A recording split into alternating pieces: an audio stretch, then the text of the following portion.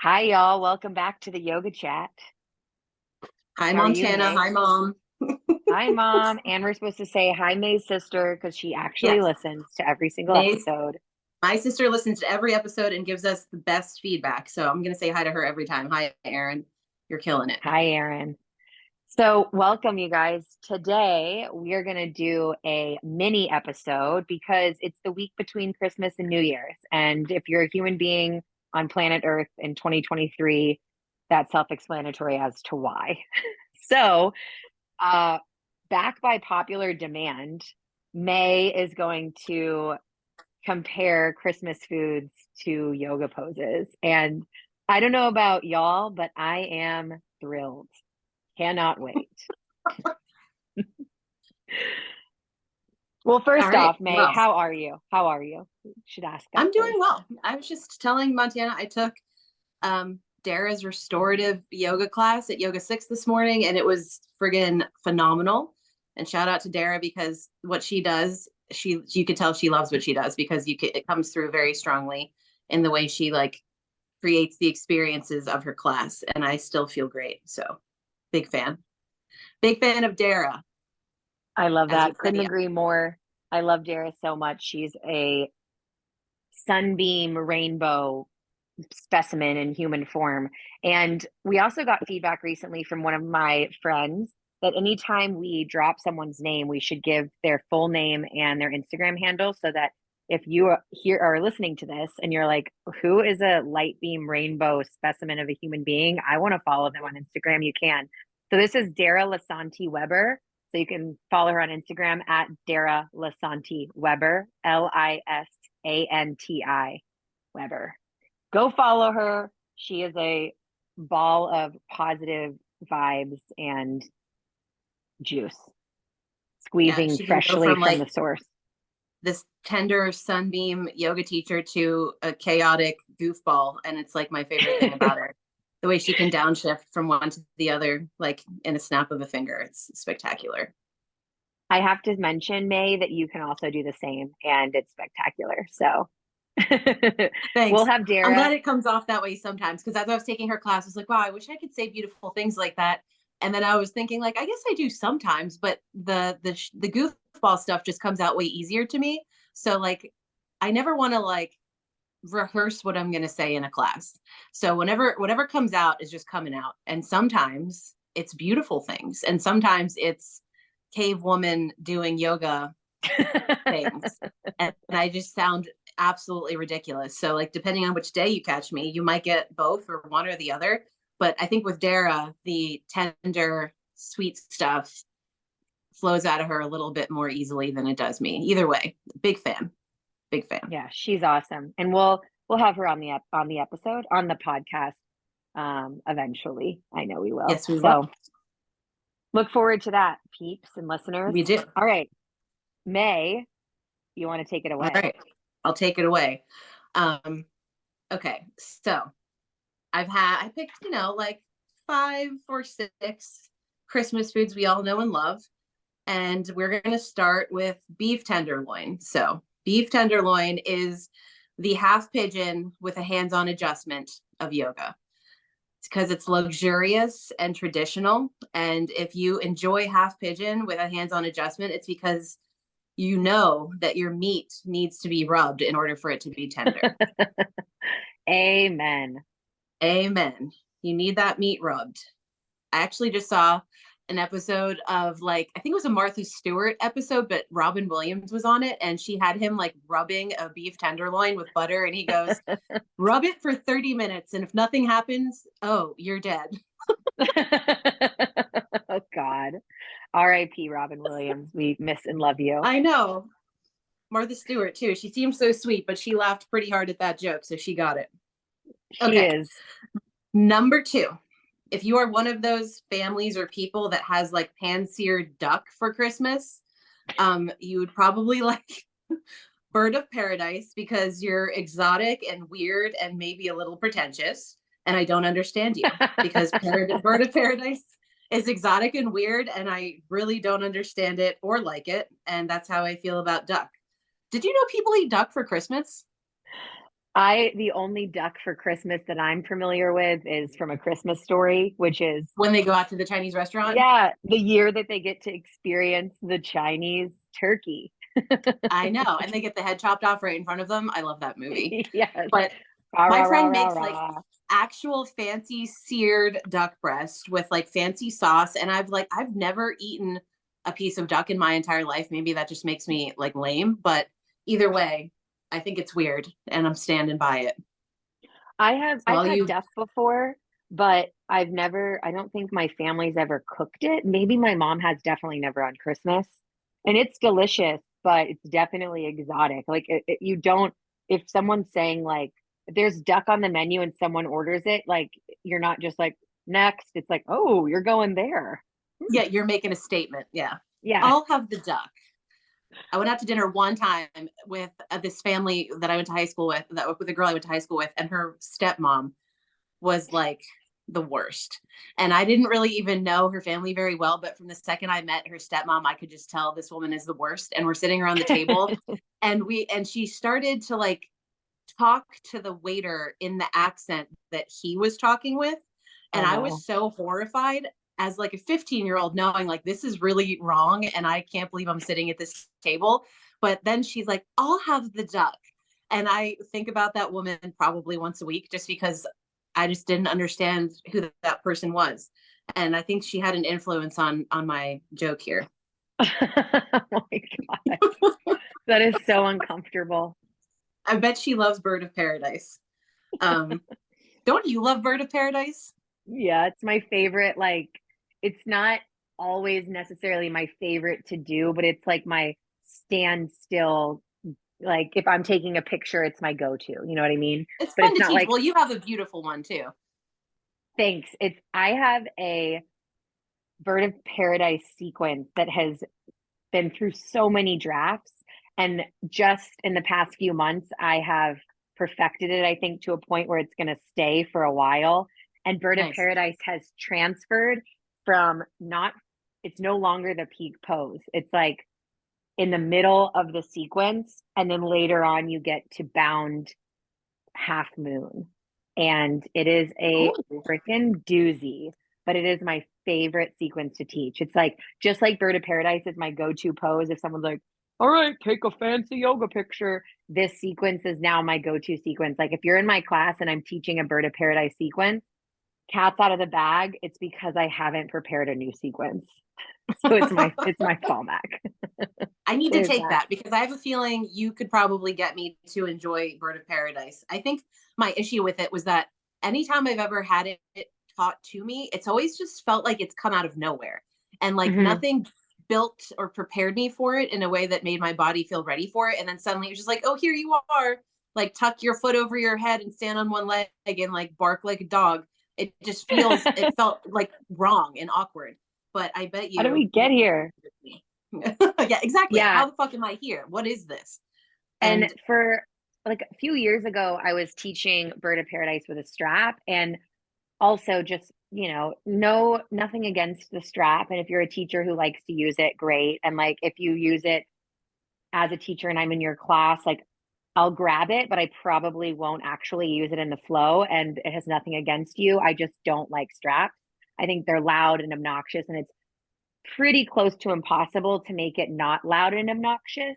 mhm. Um, so my goal, the sequence was inspired by two things. One, being able to teach my favorite pose in an accessible way with lots of different options, and two, doing it without a strap. So now I'm to the point where when I teach it, like everyone is in their version of Bird of Paradise, and it's really cool to watch. And then there's like one or two people who like actually have the bind with like their leg trying to extend, but everyone's in a variation of it, and it makes my heart really warm. So Yeah, I yes, like that. Just next time straps I'm always not feel prepared, I'll tell you, hey, I don't know oh what I'm well no. teaching, so come to class. Okay, yeah, let me know. Also, I agree with the straps. Every time I use a strap in Restore, it's great, but straps in a flow feel clunky and awkward. And it just like, I don't know. To me, it takes me out of flow of what we're doing. So I'm with you on that. But And also, last just thing that for the I'll record, Montana loves Bird of Paradise, and she is not pretentious or weird. Well, maybe weird, but definitely not pretentious. So these are all just generalized things, FYI. No hate on anybody that likes Bird of Paradise. Or if you like Um, duck, if you like to eat duck, we still respect or you if and you like send. duck, you're still great. Just that one lady that liked duck when I was a kid, it kind of stuck with me. And we all have our little imprints.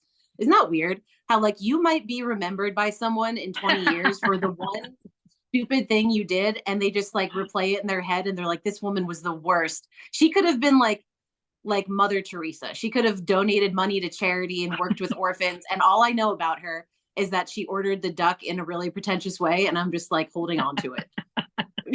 Like, the thought of me being like on the other end of that as that lady, it's definitely, it's not only is it possible, it is impossible for it not to be possible. And it's so cringy because I'm like, oh my God, the people out there that just remember me for the one thing that I said or did that was just outrageous, which I have said so many and done so many outrageous things in my life. I don't even want to let myself go there. I feel wildly uncomfortable. No, I hear you. I feel the same way. Although our weird and awkward is not talking to Pretentious. someone in their own accent at a restaurant because most people know that is a horrific thing to do, and she didn't know. Our awkward and weird is like just saying stupid Not shit, that. but like not that stupid, but not offensive. I say stupid Right. stuff, but rarely offensive.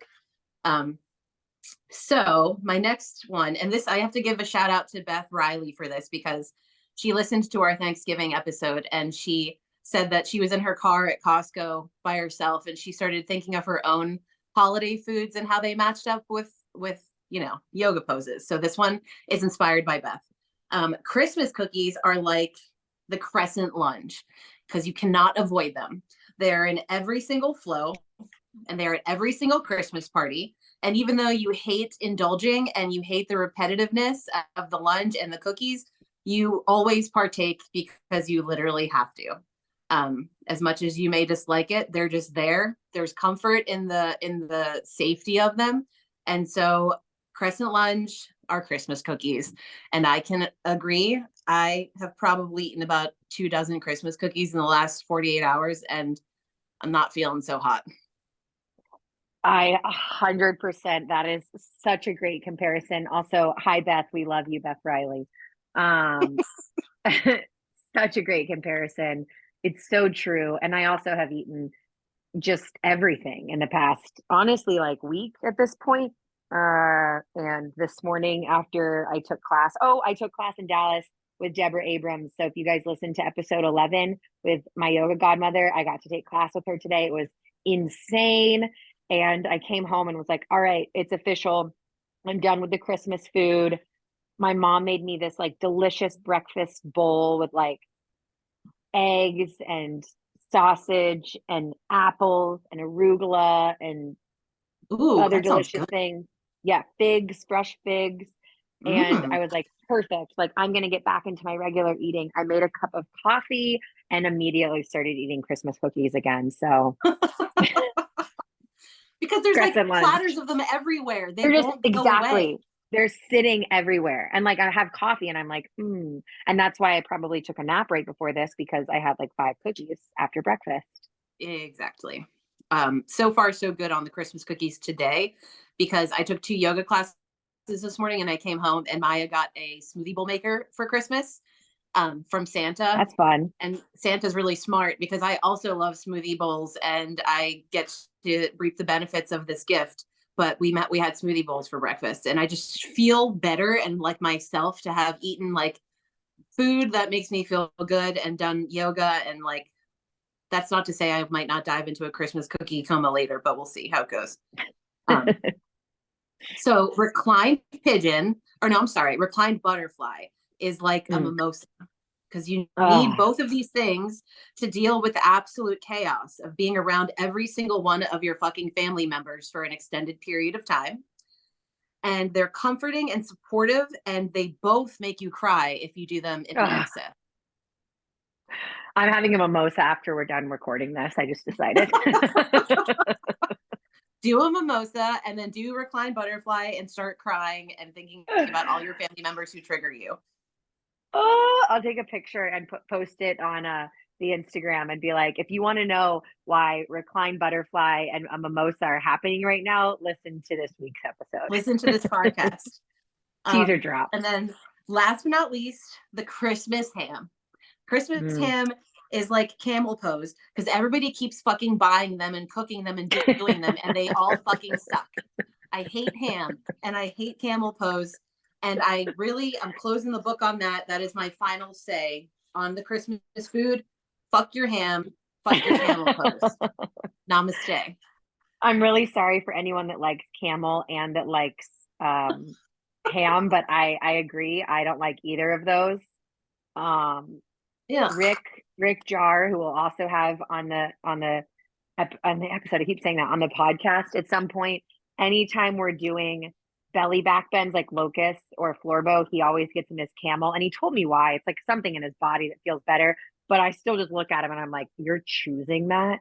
That's what you're picking on your own? And he's like, yeah, because of XYZ. But anyway, so I know that those camel people out there exist. The hosts of this podcast are not one of them. Next time I see Rick, I'm going to ask him if he loves Christmas ham with no context, and I'm just going to see how confused he looks. Yes. And if he says yes, I'm going to die laughing, and I'm never going to explain why. I'm just going to let him wonder. Until he listens to this episode, and then he's going to be like, "That's why she asked me. I can't believe I said yes." Well, I really hope he says yes. And he's also a chef, so I hope he says like, "Yes, I do," as long as it's made with like a and uses these words that I'm like, what? A rubble blah blah blah blah sauce. Yeah, that's exactly a rubble. Also, when you look at people's bodies in camel pose, they look like hams because it's like circular and they look all like compact. So if you're in camel pose, you look like a ham, just so you know. I love that I'm a yoga teacher telling people to not do poses that actually are beneficial to their body. But it's just hard. It's really hard, especially if like your back doesn't enjoy being an extension. So like for me, like I don't love any like active back bends. Like wheel is not my jam. I mean, I kind of like a belly back bend because you're going against gravity, but if I'm going to do any spinal extension, most of the time, well, I shouldn't say that because I mean, literally, like if you arch back in a crescent lunge, there you are. But I don't like that either. I prefer to be like resting on a block and supported bridge. So I'm gonna put my spine in extension. When you go back in a crescent lunge or when you do like a belly back bend, you can go as far as feels comfortable and it's like your strength getting you there. But if you're in wheel or camel, gravity is kind of pulling you in a place that might not actually make you feel that good. So I feel like there's more control in a belly back bend to get to a place where you like get the benefits of it, but you don't feel like you're being broken in half. Yeah. On that note, I just took a class the end of this round of the 300 hour that Zach Armstrong taught. He is a senior master trainer at Yoga 6, who we also want to have on the podcast. He's one of my favorite yoga teachers on a planet Earth. His Instagram is, I think, a strong Zach. ZAC.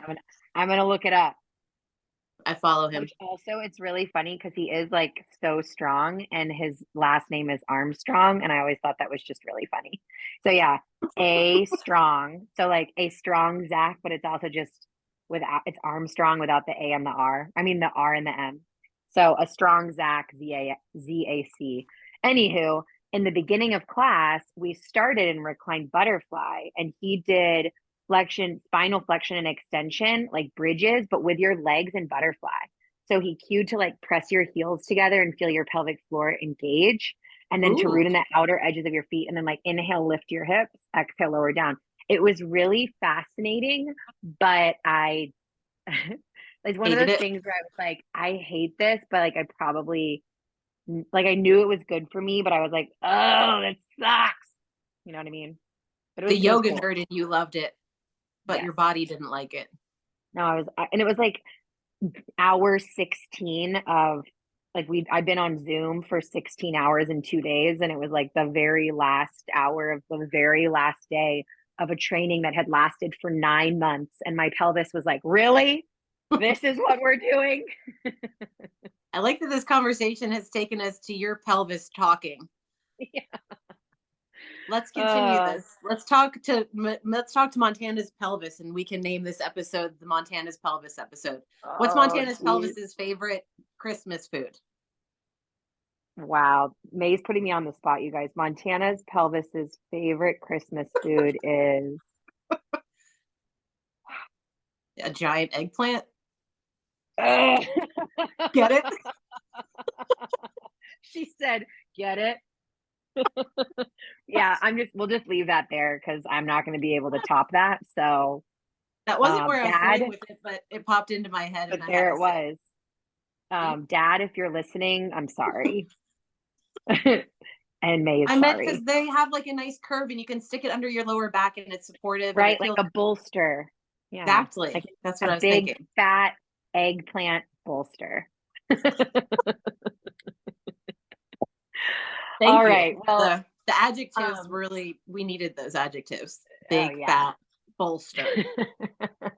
So this is not a segue at all. It's actually rather harsh. Not harsh, but sharp, I should say. We're going to transition from May's amazing Christmas food yoga pose comparisons to a very short meditation. Like we said, we're actually keeping this mini today because we got shit to do and places to be and people to see. On that note, I get to see my very best friend tonight because I am zooming in from Texas.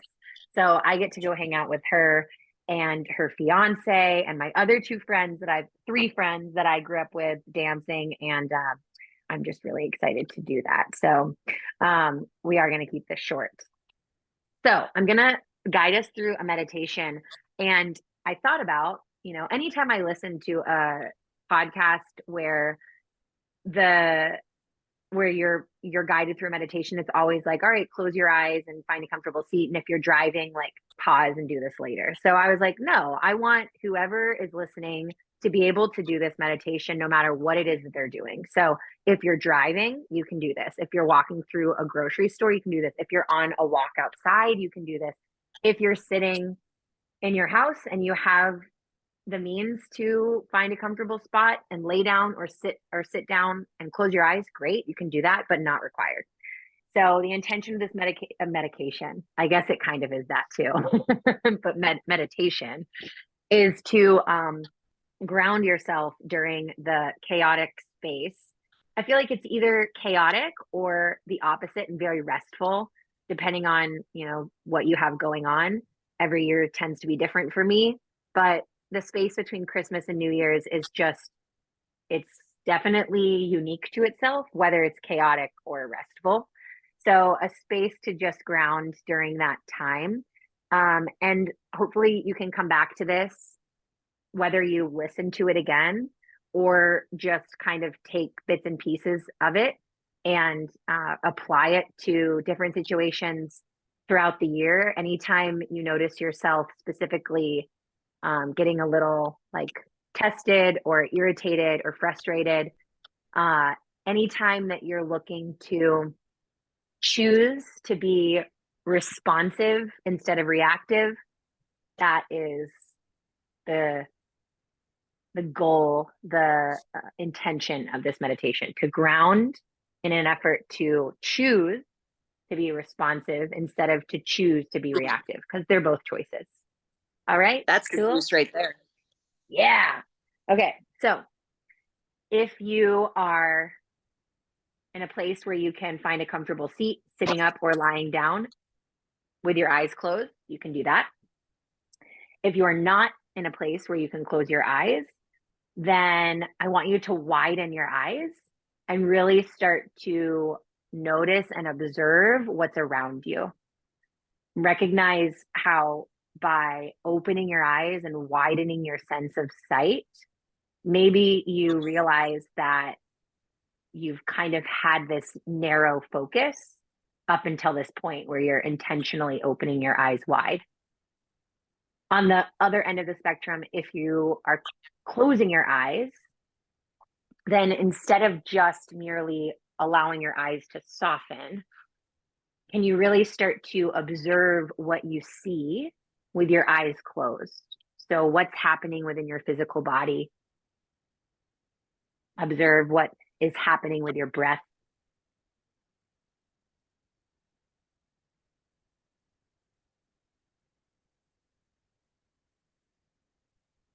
Whether your eyes are open or closed, recognize any mental movement, any thoughts rush, rushing through your brain.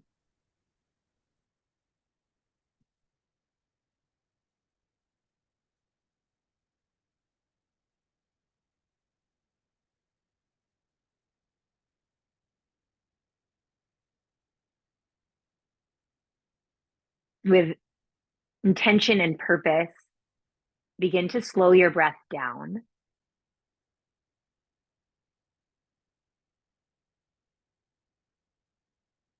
Notice with each new inhale, you have this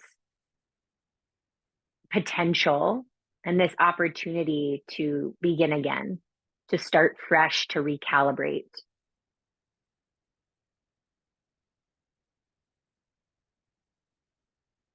And by slowing down each breath, ultimately, you slow down each present moment, each now moment as they pass. Remembering that time is this made up thing. So you hold the power to embrace each second, each minute, each hour, each day in a quick, sped up pace or in a slow, drawn out, reflective space.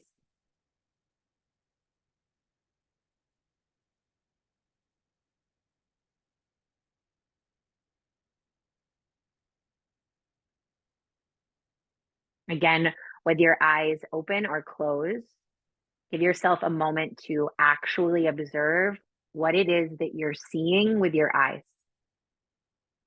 Whether it's the space around you or the space within you.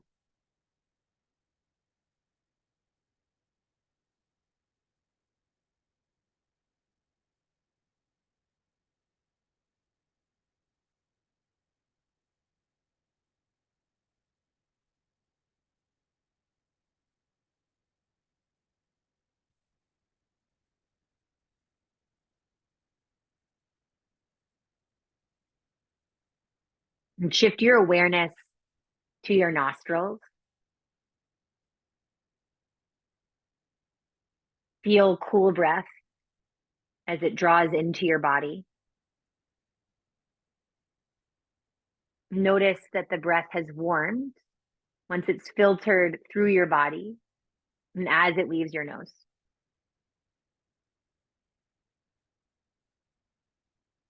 And become aware of whatever it is you smell in this moment.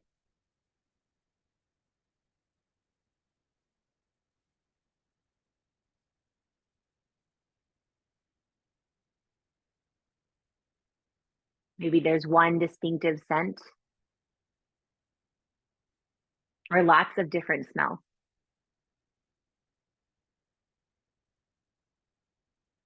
Recognize each one individually on their own.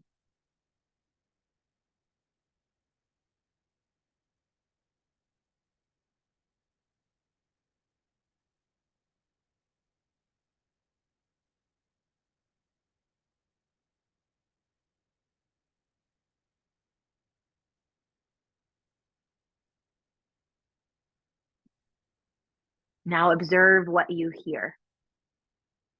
Maybe you're in a quiet space and you're able to listen to the sounds within you, the movement of your physical body, the thoughts in your mind. Maybe you're outside and you can hear the sounds of nature. Maybe you're in your car, you can hear the sounds of the radio, the people in their cars outside of your car.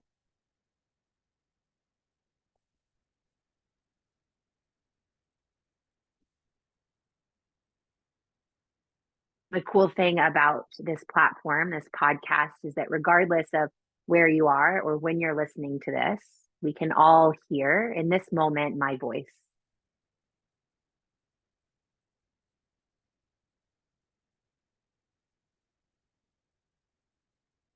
As you observe the other sounds around you or within you, allow the fact that we're listening to my voice together, whether it's at the same time or not, let that sit as a reminder that we're connected, that we're one, that we're walking this path together alongside each other.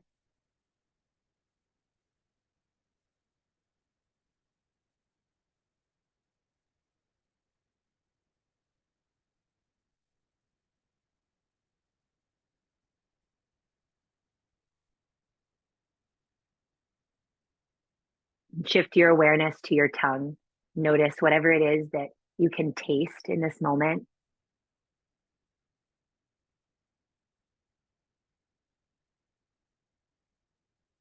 Maybe it's very obvious and simple.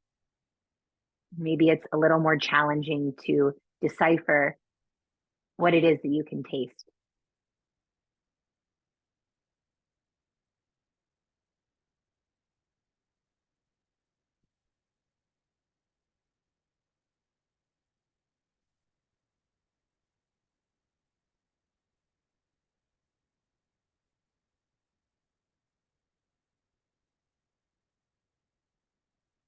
Maybe you can remember what the last thing that you ate was.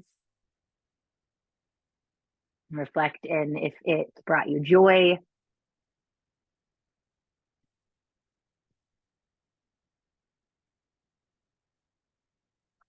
or maybe you can sense that it's time to eat.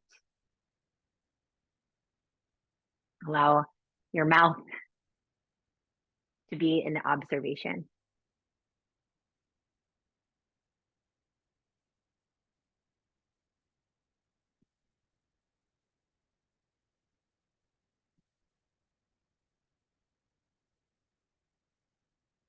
Now allow your awareness to expand outward to the tips of your fingers, the tips of your toes. What is it in this moment that you feel with your physical touch? The ground beneath you, whether you're sitting, lying down, or walking. Is there anything in your hands that you're holding? Is there anything that's supporting you? An external shape or your own 2 feet?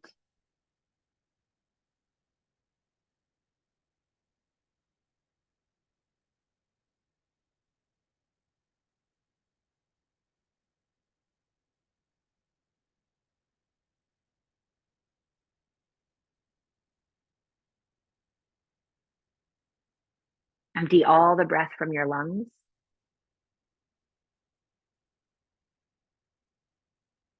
Inhale and feel all 5 of your senses at once together. Notice if one is more obvious than another. Pull a little bit more breath in. Open your mouth, sigh it out. Again, inhale through your nose. Notice all 5 of your senses. Recognize if one stands out above the rest. Open mouth, sigh. One more time like that, breathe in. And sigh out. Continue to breathe at your own pace.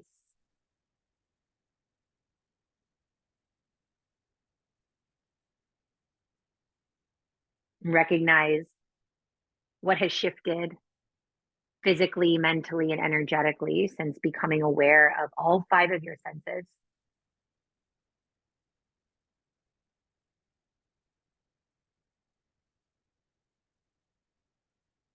If your eyes are closed, slowly open them and notice the space around you.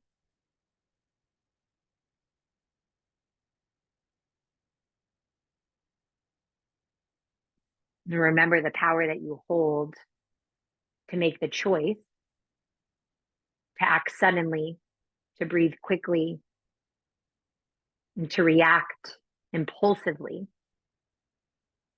or to take a few moments to slow down your breath, to notice 1, 2, 3, or 5 of your senses, to, in your own way, slow down this thing we call time, and to, with intention and purpose, choose to act in a responsive way.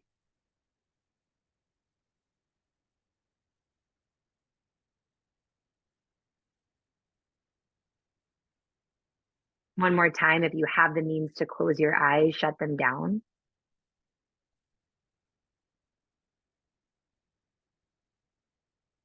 Take your biggest breath in yet.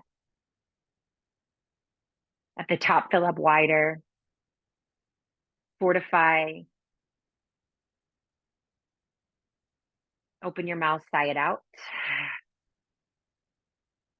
And feel whatever is touching the ground, your seat, the earth, whatever it might be. Feel it root stronger into that space. Remember that you can ground yourself at any point, in any situation, in any setting, by merely focusing on what it is that's grounding you. Blink your eyes open once they're closed. If you're in a place where it feels okay to bow and say namaste, feel free. Otherwise, say namaste in your head. And voila. Namaste. Thanks, friends. May, how do you feel? I feel great, but I have a silly story. My dog is in here with me. And so when you said, notice the things that you smell, she ripped the nastiest fart. And I literally, in that moment, it was like the universe was just like, fuck you and your So, smells. you know what? So you said, so that's funny. Yes, yes, the universe is like, fuck you. But also, it kind of what I thought of immediately was all the way back to the beginning of this mini episode when you were talking about Dara and you're like, she is such a great way of being able to like transfer and switch between like this beautiful specimen of angel to like this goofy, silly, funny person. And I was like, so do you. And basically what you mentioned, which I believe to be as true as well, is that like there's a spectrum and everyone lives on a different place of the spectrum. So like Dara's definitely her like natural state is more like, I'm gonna talk about these beautiful, lovely things. And then like on occasion she's like, and now I'm gonna be a freaking weirdo. Where like you're on the opposite end of the spectrum, where like your natural state is like, I'm gonna be weird and funky, haha. And then on occasion it's like, now I'm gonna talk about these really important things in this really like beautiful, profound way. But both of them are equal. It's just like where you sit more naturally. And so to me, that was a sign from the universe that the universe is like, you're just a funny goofball in your most natural state, but that doesn't mean you're always there. So like Waffle just farted, and remember it's okay to be a natural goofball because that's how the world wants it. How the universe would want it. Maybe it was a sign from the universe that I'm on the right path. That talking Yeah. about farts on this podcast is what I'm supposed to be doing. And Waffle just reminded me of that. Hell yeah. Waffle, we love you. We do. Thanks for farting in your mom's face, specifically when I said notice the smells around you. Literally right in my face. Like she likes to lay next to me, but not with her head near my head. She likes to lay with her ass near my head. And like if I adjust her so she's snuggling like with her head like resting on my shoulder, she will stand up and turn around and plop down so her ass is always right by my head. And I don't understand why she likes that. But today she really got me. My new puppy doesn't fart yet, at least like not audibly, definitely like you'll be like, oh my God, what's that smell? And you're like, okay, Denim definitely farted. But Levi, my 7-year-old lab, he will literally be walking up the steps. And as he's walking up the steps, you'll hear this little like, and he'll just look back at you and then keep walking up the steps. And we're like, you know that you just crop dusted us. And then you just look back to make sure that we also recognize that you just crop dusted us. Sometimes he'll be waiting for a treat and he's sitting and he's like sitting, but also kind of wagging his tail. And he'll go like, and he just like doesn't budge. And we're just like, dude, like, you're so weird. You're so weird. React. Well, I guess he's doing what hopefully this meditation helped everyone else do. He's not reacting. He's choosing to respond instead of react after his farts. All right, guys. Well, next week, May and I are going to be doing another duo episode, but it will be a full length episode. And we're going to dive into some manifestation and resolutions for the new year. If that sounds like something that makes you want to ball up in a little corner and not listen to, then come listen to it, because we're going to talk about New Year's resolutions and manifestations in a cool way and in an accessible way, and not in an annoying way, in a realistic way, a digestible way. Yeah. We're also going to talk about some of our favorite moments from our 2023 episodes, which we have 13 of them, which is super exciting. And yeah, chat about some other things that you'll have to tune in to hear. So after that, one thing else I wanted to mention is we are starting to fill up our calendar for guests for 2024. So if you or someone that you know is interested in joining our podcast for an episode, let us know. You can reach out to us on Instagram. Just send us a DM at the Yoga Chat. If you have a request for someone, whether they're like, you know, a famous yoga professional, or literally you're like, my mom's really cool. She's done yoga a few times and her story is amazing and I think it's worth sharing. Let us know and we will reach out to those people. So I know that there's like 17,000 of you, because 17,000 people listen to this podcast, but 17,000 of you have requested Yogi Brian. He is in our 2024 manifestation list, as are others.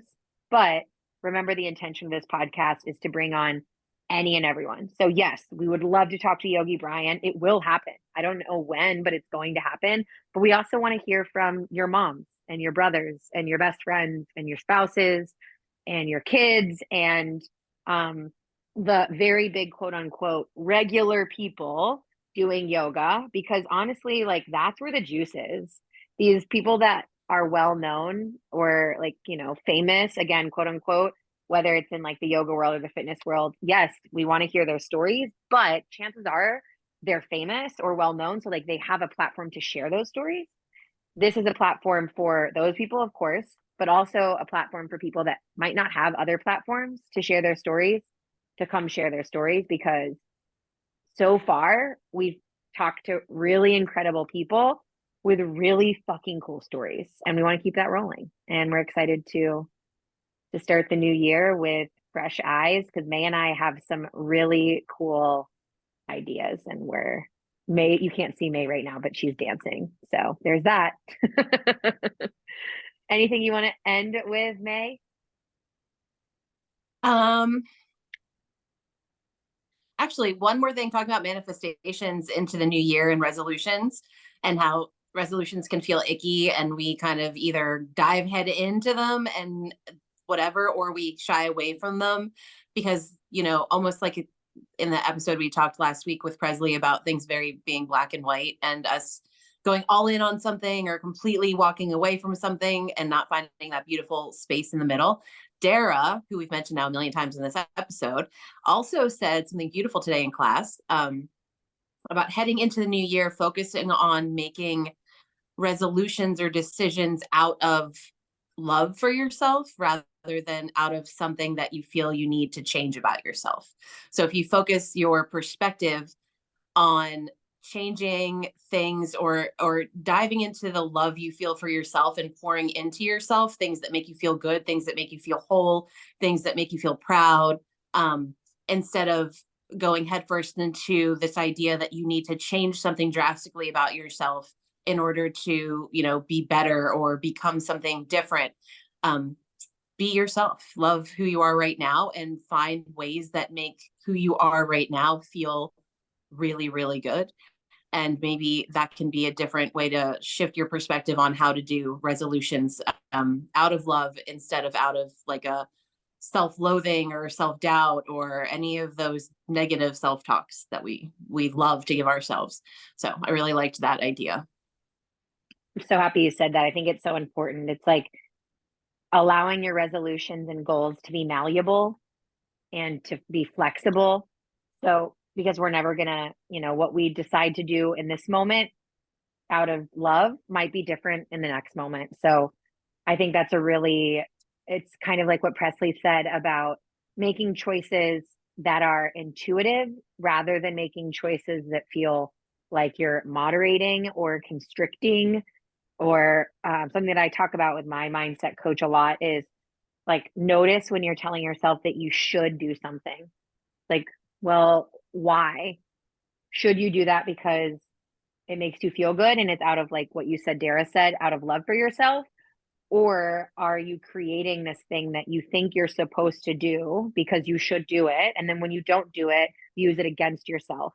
So, Bam. very fine line there, but that is the juice. So, That let's talk is the about truth. next week about how to create goals, resolutions, and all those sorts of fun things without in the gray area, in the gray area where the fun lies. Agreed. Cool. Yay. All right, May. Merry Christmas. Merry Happiest Christmas. Happy New Year. everything. And we'll talk to you guys in 2024. Peace. Yeah, we will. Bye. Bye, Mom. Bye, Mom. Bye, Aaron.